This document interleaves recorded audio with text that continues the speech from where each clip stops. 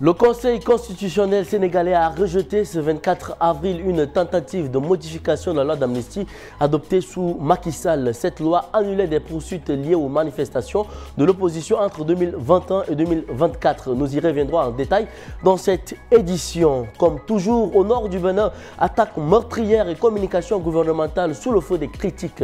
L'armée accusée de manquer de réactivité et de transparence. L'attaque du 17 avril n'échappe pas à la règle. Les détails à retrouver également dans cette édition.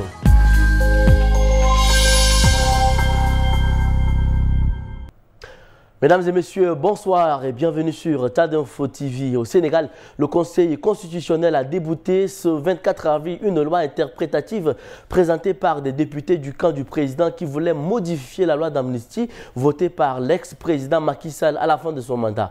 Cette loi annulait des poursuites pour tous les crimes et délits commis entre février 2021 et février 2024 au cours des manifestations de l'opposition. Une décision saluée unanimement par la classe politique sénégalaise. Au Sénégal, l'opposition se félicite de ce qu'elle voit comme un revers pour la majorité. La majorité, de son côté, salue une clarification du Conseil constitutionnel qui va dans son sens. Mais c'est surtout une grande avancée pour les victimes et familles des victimes des violentes manifestations dont les dossiers vont pouvoir avancer au niveau des tribunaux. Le doute n'est désormais plus permis. La loi d'amnistie votée en mars 2024 pour les faits commis lors des manifestations politiques entre 2021 et 2024 ne couvre donc pas certains crimes listés par le Conseil constitutionnel, dont le meurtre, assassinat ou acte de torture, conformément aux accords internationaux ratifiés par le Sénégal. Une clarification qui équivaut à un soulagement par Diop Taïf à la tête du collectif des familles des victimes. Le Conseil constitutionnel a édifié le Sénégal sur cette forme de loi d'amnistie qui était très floue et incompréhensible aux yeux de tous les Sénégalais et pris de justice. La décision du Conseil constitutionnel nous donne carte blanche, nous les victimes. Les personnes concernées par ces crimes pourront réclamer justice devant les tribunaux du pays. Pape Abdoulaye Touré, étudiant en droit, dit avoir été torturé par des membres des forces de l'ordre lors de son arrestation en 2023, vidéo à l'appui. Pour lui aussi, les choses vont avancer dans sa plainte contre plusieurs hauts responsables comme l'ancien ministre de l'Intérieur et l'ancien chef de la gendarmerie. C'est un grand soulagement. Après 7 mois, j'étais la seule personne à avoir été auditionnée aujourd'hui.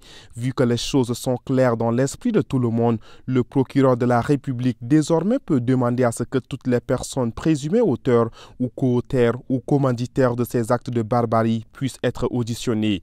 Diop Taïf annonce qu'un comité sera créé avec les victimes ainsi que des avocats et militants de droits de l'homme pour porter les plaintes qui seront nombreuses.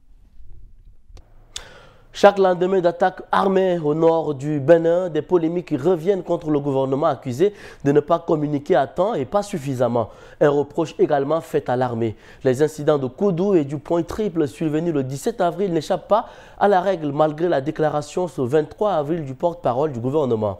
Prise de parole incomplète ou tardive pour certains. Les Béninois estiment ne pas avoir de réponse à toutes leurs interrogations.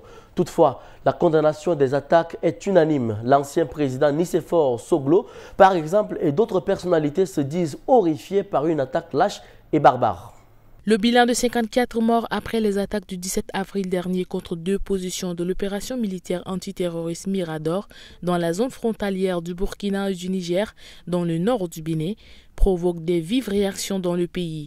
Ces attaques ont été revendiquées, comme celle de janvier dernier par le groupe de soutien à l'islam et aux musulmans, le JNIM. Les Béninois, toutes régions, toutes religions et tous bords politiques confondus, ont condamné le carnage survenu au Point Triple et à Koudou, au nord du Bénin. L'opinion publique est choquée et révoltée, mais s'en prend tout de même au gouvernement pour son silence les premiers jours qui ont suivi l'attaque et sur le bilan, donné en 2 temps et à quelques jours d'intervalle. Beaucoup le déplorent et l'assimilent à un maquillage des chiffres. Aboubakar Baparapé, président de l'Organisation pour la défense des droits de l'homme au Bénin, parle des sentiments de révolte dans la population. Après ce drame, il dénonce l'incapacité de l'État à protéger les citoyens béninois et demande le renforcement de la coopération militaire. D'autres se demandent pourquoi, une semaine après, Patrice Talon n'a pas décrété un deuil national et mis les drapeaux en berne. Ce mercredi 23 avril, le porte-parole présentait aux familles déplorées les condoléances du gouvernement. Chaque famille endeuillée devrait recevoir un courrier de compassion et de soutien du ministre de la Défense. Cela avait été le cas lors des attaques du 8 janvier. En dehors des appels à l'union sacrée et au patriotisme, a signalé cette recommandation du parti d'opposition Les Démocrates. La formation demande au gouvernement d'engager des concertations urgentes et sincères avec les pays voisins. Avant lui, Wilfried Ungebedi, le porte-parole de l'exécutif, reconnaissait que cette coopération sous-régionale était impérative pour mener une riposte plus efficace. Chadema, le principal parti d'opposition en Tanzanie, dénonce l'arrestation de 13 de ses membres et la dispersion violente de ses soutiens ce jeudi près du tribunal de Dar es Salaam où devait comparaître le chef du mouvement, Tundu Lissu. Ce dernier est inculpé pour trahison. Le président du parti risque la peine de mort pour ce motif alors que sa formation politique va être écartée des prochaines élections d'octobre 2025 faute d'avoir signé un nouveau code de conduite électorale auquel Chadema s'oppose. Les soutiens du parti dénoncent les pratiques jugées autoritaires du gouvernement de Samia Suluhu Hassan, la présidente tanzanienne, et les manœuvres de son parti Chama cha Mapinzi CCM pour se maintenir au pouvoir.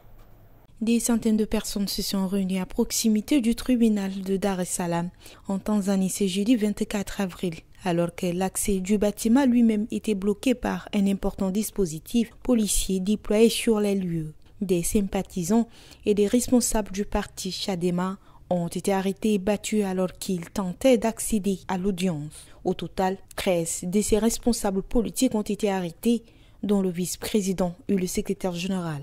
Le parti affirme que 9 d'entre eux ont été conduits dans une forêt où le corps sans vie d'un opposant avait été retrouvé en septembre dernier. Chadema affirme même qu'une personne grièvement blessée à la tête par les forces de l'ordre a succombé à ses blessures. À raison de cette situation, le leader de l'opposition, Tundu Lissu, qui a été arrêté le 9 avril 2025, inculpé pour trahison, a quant à lui refusé de comparaître au sein du tribunal de Dar es Salaam ce jeudi. Depuis son arrestation, Chadema dénonce des difficultés rencontrées par des proches et ses avocats pour lui rendre visite.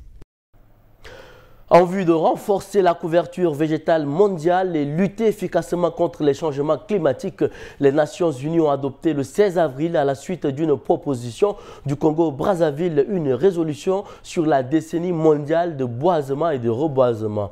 L'information a été confirmée jeudi 24 avril par le gouvernement congolais. L'initiative vise à augmenter entre 2027 et 2036 la superficie végétale mondiale de 4%. La stratégie pour atteindre cet objectif est en cours d'élaboration. Rosalie Matondo est la ministre congolaise de l'économie forestière. Il est temps de prendre déjà l'alternative de créer des forêts artificielles afin que nous puissions décliner cette tendance qui va vers la déforestation et la dégradation des écosystèmes. Mais nous voulons, à travers la décennie que nous avons proposée au monde, augmenter les superficies forestières à travers la forestation et le reboisement, a-t-elle encore déclaré. La forestation consiste à planter des arbres dans des zones forestières. L'initiative prévoit par exemple de boiser les zones de savane dans le monde, mais Animba Emeka de la société civile salue le projet mais nuance le propos. Cela ne doit pas nous faire perdre de vue que nous ne devons pas perturber ou provoquer la disparition d'autres écosystèmes tels que les savanes au profit des forêts, parce que les savanes sont aussi l'habitat d'une certaine faune, a-t-il affirmé. Officiellement, le monde perd chaque année 10 millions d'hectares de forêts à cause de la déforestation. L'Ukraine et la possibilité d'un arrêt des combats semblent toujours au cœur des préoccupations à Washington. Plusieurs visiteurs se sont succédés à la Maison-Blanche ce jeudi 24 avril. Ils en ont parlé avec Donald Trump qui répète qu'il veut la paix dans la région. Donald Trump n'est pas content de voir que les combats continuent en Ukraine. Il l'a fait savoir à Vladimir Poutine avec un peu moins de virulence qu'à Volodymyr Zelensky. Mais en recevant le Premier ministre norvégien, le président américain l'assure, il n'a pas choisi son camp. Je ne fais allégeance à personne. Mon but est de sauver des vies. Je veux sauver des vies, principalement des jeunes, des soldats. C'est la guerre, c'est horrible, c'est un massacre. 5000 soldats par semaine en moyenne et nous voulons arrêter ça. Et le président de préciser que les concessions russes dans la discussion consistent à accepter de ne pas prendre tout le pays. Des concessions limitées donc, à se demander si Vladimir Poutine veut vraiment l'arrêt des combats. La question est d'ailleurs posée au secrétaire général de l'OTAN en visite à la Maison-Blanche. Mark Rutte, ancien premier ministre néerlandais, attend du concret de la part du président russe. J'ai travaillé avec lui pendant 4 ans, entre 2010 et 2014, et j'ai arrêté d'essayer de lire dans ses pensées. On verra.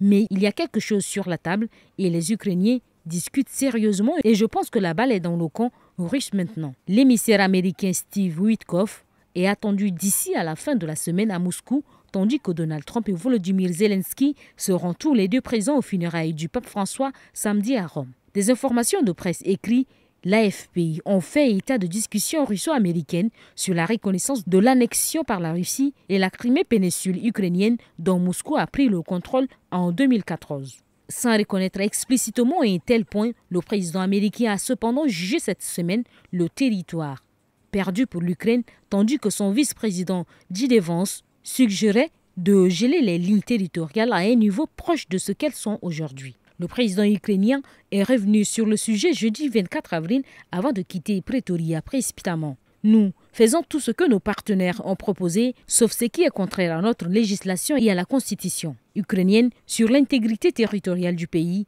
Crimée comprise, a-t-elle souligné, exigeant à l'inverse plus de pression sur la Russie. En attendant, les combats entre les deux camps continuent sur le terrain et les missiles russes continuent à tomber sur les villes ukrainiennes. Et c'est la fin de cette édition, mesdames et messieurs. Merci de l'avoir suivi. Belle suite de programmes sur Tchad Info TV, votre chaîne d'information.